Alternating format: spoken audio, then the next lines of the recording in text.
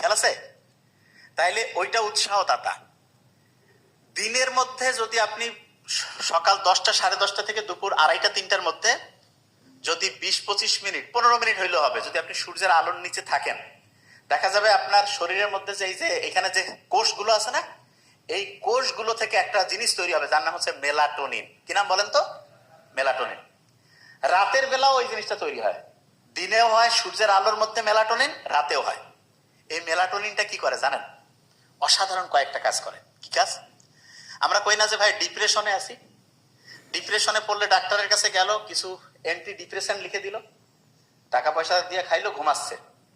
ওই মেলাটোনিন কি করবে জানেন? Natural anti depressant. তার মানেটা কি?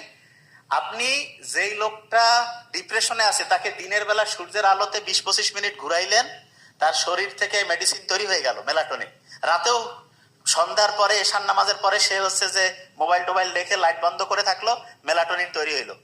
এই 2 বেলা তার মেলাটোনিন অ্যান্টি ডিপ্রেসেন্ট ওষুধ, কেমিক্যাল, এইটা শরীরের ফ্যাক্টরি থেকে তৈরি হইলো। কোনো টাকা নাই, কোনো সাইড ইফেক্ট নাই, খালি ভালো উপকার। রাতে ঠিকভাবে ঘুম হবে, দিনের বেলা সে টেনশন ডিপ্রেশন ফ্রি হয়ে গেল। সুবহানাল্লাহ বলবেন না?